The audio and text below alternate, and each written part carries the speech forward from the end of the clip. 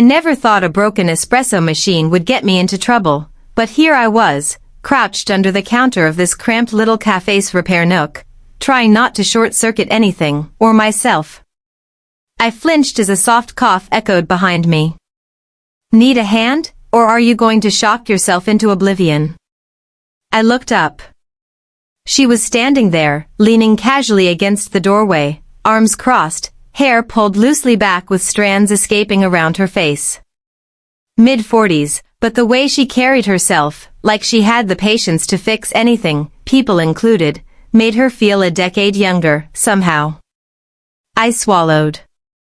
I've got it, I mumbled, wiping my hands on my jeans. She didn't step closer, didn't hover. Just watched. There was a faint crease in her brow, a tilt to her head, that made me think she was both amused and annoyed that I insisted on doing it myself. I wanted to tell her it wasn't just about the machine, that maybe I wanted the excuse to be here, but I didn't. A silence stretched. Not awkward exactly, but waited. Her eyes flicked to the machine, then back to me. I noticed a faint perfume, something sharp but comforting, like citrus and rain. You always crouch like that when you fix things, she asked. Her voice had this calm authority, but underneath it. I don't know, there was a tease, an invitation to fail. I shrugged, trying not to look ridiculous. Only when I'm desperate. She laughed softly, short, not full-bodied, but enough to pull me out of my own head. And then, just like that, she held out her hand. Here. Try this. I hesitated, but something in the warmth of her fingers brushing mine as she handed me the screwdriver, my chest tightened. My hand lingered longer than necessary, a flash of electricity in a gesture so mundane I almost wanted to curse myself for noticing. You're careful, she said, with a tone that made me feel like she could see the tangle of thoughts I never let anyone read. I smiled, embarrassed, and muttered something about just trying not to break your cafe. She tilted her head again, that subtle, knowing look that made me question whether she even heard my words, or if she'd already written me off as another 20-something fool who flirts for fun. And yet, there was this tension, this small current between us that wasn't flirtation exactly, but it wasn't nothing either. She didn't laugh at me, didn't tease cruelly, just lingered there, letting the silence fill in the blanks. I caught myself staring too long at the line of her jaw, the way her eyes softened when she looked at the machine as if she knew exactly how fragile it was, and how clumsy I was. When I finally stood upright, screwdriver in hand, she nodded toward the door, that small, imperceptible motion that somehow felt like permission. As I walked past her, the heat of her gaze trailed me like a hand I couldn't touch. And that's when I realized something I didn't want to admit. I couldn't stop thinking about the faint lift of her eyebrow when she smiled, just for a moment, like she already knew I was in way over my head. I didn't expect to see her again that week, but there she was, leaning over the counter with a stack of invoices that looked heavier than her smile suggested. Thanks for coming by again, she said, though her tone didn't quite match the words. It was polite, measured, like she was granting me entry into a part of her day she didn't often share. I nodded, glancing at the papers. No problem. Figured you might need an extra set of hands. She lifted an eyebrow, not mocking, just wary. I could see it in the slight tightening around her eyes, the faint crease at her temple. Her posture was straight, professional, but her hands betrayed her. One of them brushed a loose strand of hair behind her ear, a small, unconscious gesture that made her seem human in a way her composure tried to hide. We worked side by side, sorting invoices, filing receipts, balancing numbers I didn't fully understand. I stole glances at her when she wasn't looking, noticing the tiny things, how her fingers lingered on the paper as if afraid to let it go, how her laugh, soft, cautious, only came out when she thought no one was paying attention. At one point, she hesitated over a form, biting her lower lip. Her hand shook just slightly as she scribbled a note. I wanted to reach out, steady it, but something in the way she pulled back, her shoulder inching away, told me she wasn't ready for help. Not yet. You okay? I asked softly, careful not to sound too concerned, though my chest tightened when she flinched slightly at my voice. I'm fine, she said, with that same clipped calm. But I saw the subtle shift, her eyes flicked to the corner of the room, then back, like she was gathering herself. Something vulnerable had passed through her in that pause, something she tried to bury behind competence and quiet control. I stayed quiet, letting her settle. There was a tension in the air, not quite spoken, that hummed in the silence between us. I could feel it in the small brush of our arms when we reached for the same pen, the way her gaze lingered for a heartbeat longer than necessary on a stack of papers, as if she were afraid I'd notice how tired she really looked. When she finally straightened, I caught her exhale, a soft, almost a whisper. And in that fraction of a second, the distance between us shrank, charged with something unspoken. She looked at me then, eyes meeting mine, and for just a moment, the careful barrier slipped. There was recognition there, not words, an acknowledgement that maybe neither of us was entirely in control of this strange, delicate pull between us. Then she blinked, smiled faintly, and turned back to her work, as though the moment had never existed. But I couldn't shake it. The tilt of her head, the way her fingers trembled ever so slightly as she adjusted the papers, it was alive in my mind long after the stack had been filed. And as I left, feeling the weight of her quiet scrutiny on my back, I realized I was already chasing that pause, that tiny lapse where she had let herself be seen, even if only just a little. If you like, I can draft part 3, where their slow burn tension deepens further with the cafe had emptied, the hum of the espresso machine the only thing breaking the silence. Outside, rain streaked the windows in thick, lazy lines, making the room feel smaller, more intimate than it had any right to. I leaned against the counter, pretending to check the grinder, but all my attention was on her. She was perched on a stool, sleeves rolled up, tapping a pen against her notebook. Something about the way her hair clung damply to her neck in the stormlight made her look younger and infinitely more fragile than the confident woman who usually commanded this space. You've got a long night ahead, I said, keeping my voice casual, even though my hands itched to reach out, to brush a damp strand from her face. She glanced up, eyes catching mine just a moment too long. There was something unsaid in that look, something about exhaustion, about wanting to share a secret she wasn't ready to speak. I can manage, she said softly, but her hand lingered on the notebook longer than necessary. I noticed the tiny tremor when she sipped her coffee. We worked in quiet proximity, moving around each other, reaching for papers, passing pens, exchanging small smiles and fleeting glances. Each contact, however accidental, sent a subtle current through me, and I was painfully aware of the space I had to respect. The moment almost broke when her phone buzzed on the counter. I watched her hesitate before picking it up, thumb hovering over the screen. It's nothing, she muttered, but I caught the tension in her jaw, the brief shadow that crossed her face. I swallowed, resisting the urge to ask. This was her boundary, and yet, watching her wrestle with it made me want to close the gap between us just enough to ease the weight I could feel pressing down on her. A flash of lightning lit the room. We both looked up, startled, and for a heartbeat our eyes locked again, too close, too charged. My heart hammered, a mix of fear and something I couldn't name. I wanted to say something reckless, something honest, but the words lodged in my throat. Instead, I cleared my throat, pretending to busy myself with the counter, pretending that my pulse wasn't betraying me. She watched me, her lips parted slightly, and I could see the hesitation, the same hesitation I felt. Then a soft knock at the door jolted us both. A friend of hers stepped in, chattering about plans, laughter spilling over the quiet. Just like that, the spell broke. She stood, brushing off her sleeves, adjusting her hair, that fragile, intimate moment tucked safely behind her practiced composure. I watched her go, the warmth of the unspoken lingering between us. My hand brushed the countertop where hers had been, and I realized I had wanted, briefly, impossibly, to reach for hers and hold it. But I didn't. I couldn't. Not yet.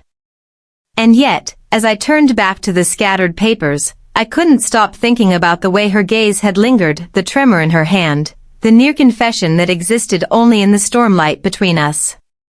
We ended up on the rooftop of her apartment building, the city lights stretching below us in jagged lines. Rain just stopped, leaving the air thick and electric. I didn't know why I'd followed her up here. Maybe it was the quiet, maybe the way she moved without asking permission. I don't understand this, she said finally, voice low, almost swallowed by the hum of distant traffic. She leaned against the railing, shoulders tight, jaw set. I hesitated. Understand what? She let out a long breath, eyes fixed on nothing in particular. You. Me. Whatever this is. I can't pretend it's normal anymore. I wanted to laugh, or shake my head, or tell her I was fine with normal, whatever that even meant, but my voice caught. Neither can I admitted, though I wasn't sure if it was relief or fear spilling out. We didn't move. We didn't reach for each other. We just existed in the same space, a fragile, trembling proximity that felt like it could shatter at any second. I noticed the small things, the way her fingers grazed the railing, the faint catch in her breath when she glanced at me, the way her eyes softened for a moment before hardening again. Why now? I asked, careful. Not accusing, just searching. She shook her head, a bitter little smile tugging at her lips. Because I've been pretending for years that I could keep everything in its place.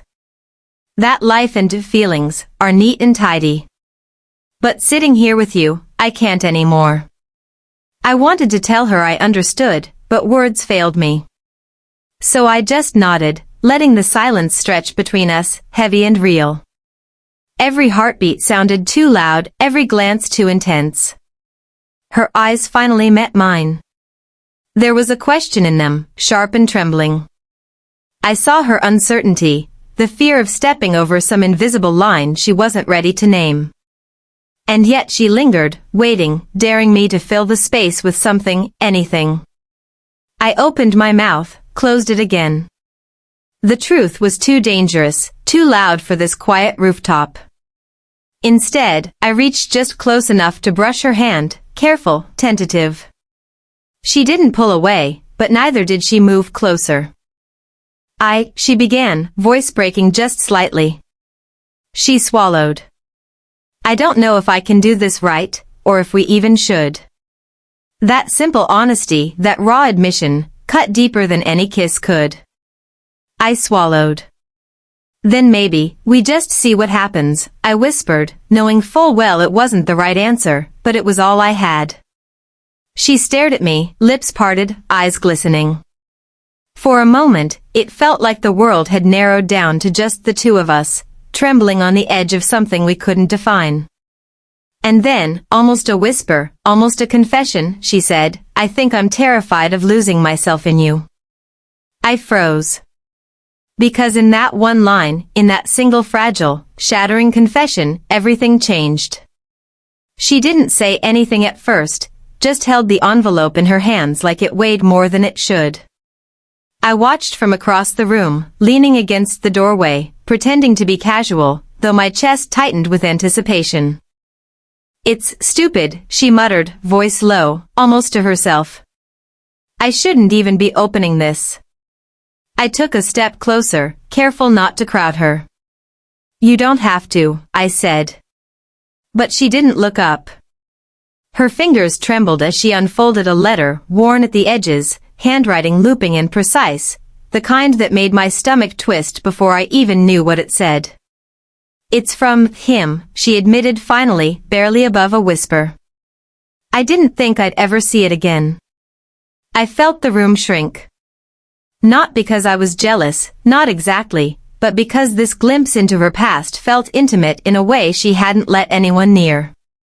I wanted to ask, to touch her hand, to tell her it was okay to feel whatever she was feeling, but she flinched slightly at the sound of my voice. I loved him, she said after a pause, carefully measured. And I lost him. Or maybe I let him go. I'm not sure anymore. I swallowed, unsure how to respond. Everything I wanted to say, the jokes, the flirting, the casual confidence I wore like armor, suddenly felt hollow. Instead, I stepped closer slowly, letting my presence speak before words could fail me. You don't have to explain, I said softly, not looking at her, but at the letter in her hands. I see you. And I get it, even if I don't know the whole story. She glanced at me then, eyes slightly wet, and for the first time, I saw the cracks beneath her calm surface, the exhaustion of carrying memories that still hurt, the careful armor she'd built around herself. And something in me shifted. Not desire, not yet, but a quiet, seismic awareness that this woman, all her strength and all her scars, was here, in front of me, letting me glimpse the parts no one else got to see. I thought, maybe I could move on, she admitted, voice barely audible. But then life, it doesn't let you. I nodded. Life's like that. Sometimes it leaves you with ghosts. My hand brushed the edge of the envelope as if I could somehow steady the storm inside her. She looked down again, tracing the letters with her finger. I wanted to reach for her hand, but I hesitated. Some lines shouldn't be crossed just yet. Some confessions needed to exist in the quiet, unshared between words. Finally, she exhaled, letting the letter slip back onto the table. Her eyes met mine again, and there was something unspoken hanging there, a fragile acknowledgement, a trembling bridge between past and present, fear and curiosity. I realized I was holding my breath, waiting for her next move, for a crack in her composure, or for the universe to remind us neither of us could remain untouched by this quiet, raw vulnerability. And then she said, almost to herself, almost to me, I didn't expect someone like you to understand. Her words lingered in the air, soft, yet devastating. I felt the weight of them settle deep in my chest. Something had shifted. I couldn't see it clearly yet, but I knew, with a quiet certainty, that nothing between us would ever be the same. The bookstore was nearly empty, late afternoon sunlight spilling across the floorboards in slanted golden lines. She was crouched by the poetry section, scanning spines with that familiar furrow of concentration, and I just stood there, pretending to browse while watching her. You really do get lost in here, I said softly, not expecting a response. She looked up, a slow smile tugging at the corner of her lips. Maybe it's easier than real life, she murmured, almost to herself. I stepped closer, careful. Easier, or safer? Her eyes flicked to mine, then away, and for a moment I saw all the walls she'd built, the careful boundaries she maintained. And yet, something had changed, something in the way she let her shoulders relax, the tiny exhale that wasn't meant for anyone else. We moved through the aisles together, side by side, neither speaking much. Words weren't needed. There was a quiet understanding in our proximity, a recognition of everything unspoken between us. She paused at a shelf, brushing her fingers across the titles, and I noticed the slight shake in her hand. I reached out, slowly, letting my fingertips just barely touch hers. She didn't pull away. Are we okay? I whispered. Her gaze met mine fully this time. No pretense. No hesitation. Just the faintest tilt of her head, a silent answer. We weren't jumping into something idealized or perfect. We were just here. Both flawed, both cautious, both carrying past hurts and unspoken fears, but choosing to share space anyway. I laughed quietly, almost without meaning, at how ordinary this felt. And she did too, that soft, low laugh that never failed to pull at me. I realized then that it wasn't about fireworks or dramatic gestures. It was about presence. It was about noticing each other, noticing the way a shared silence could feel like home. We stopped in the middle of the aisle. She turned slightly, shoulders brushing mine, and I leaned just enough to let my forehead rest against hers. A small gesture. Not dramatic. Not cinematic. But it grounded everything, me, her, the tension, the longing, the chaos that had brought us here. She sighed softly. I think I can do this, she murmured. I nodded. Me too, I said, though the words barely mattered. The touch, the quiet closeness, said everything that words could not. We didn't plan it. We didn't announce it. There was no grand declaration, no triumphant music. Just two people, side by side, letting the weight of years, mistakes, and hesitations fall away for a few stolen moments of understanding. Her hand brushed mine again, this time firmer, a small anchor in the slow drift of life. And as we stood there, cataloging books in silence, I knew we had arrived somewhere inevitable, not perfect, not scripted, just real. And that was enough. It's been months since that quiet afternoon in the bookstore, but I still carry the memory like a soft hum in my chest. Not the flashy, cinematic kind of memory, but the small, persistent kind, the one that sneaks up on you in the middle of a rainy commute, or when the light hits a table just so. I think about her often. About how she carries herself, always composed yet quietly vulnerable, and how that balance once made me nervous just to be near her. I think about the way she laughed softly, the tilt of her head when she was lost in thought, and how those small gestures taught me to notice everything, to slow down, to see people fully, without rushing to fix or define. We didn't need grand declarations, and we never needed anyone else to witness the truth of what we shared. It was enough to exist together in the small, quiet moments, a shared coffee, a hand brushing against mine, a glance that said more than any words could. And me? I've learned patience in ways I didn't know I needed. I've learned that desire and respect can coexist, that love doesn't always have to scream to be felt. Sometimes it's a quiet tether, stretching across ordinary days, keeping you close without forcing anything. Her lessons, though subtle, linger. She's taught me about trust without possession, about letting someone be who they are without trying to fix their past, and about finding joy in moments that feel fleeting yet permanent all at once. I don't know what the future holds, maybe storms will come, maybe there will be quiet days, maybe both. But I do know that this, what we have, what we discovered in small gestures and lingering silences, it changed me. And I hope, in its own way, it changed her too. Sometimes, late at night, I catch myself smiling at a memory of her, her hair falling loose as she leaned over a counter, her fingers brushing mine over a stack of papers, the fleeting vulnerability in her eyes when she let me see just a sliver of her heart. And I feel the kind of warmth that's quiet, steady, and undeniably human. Life isn't perfect. Love isn't perfect. But maybe that's exactly what makes these moments worth holding. The way we found each other without rushing, without forcing, is the kind of story I'll carry with me forever. And if you've made it this far, if this story made you feel something, let me know in the comments. Would you want more stories like this?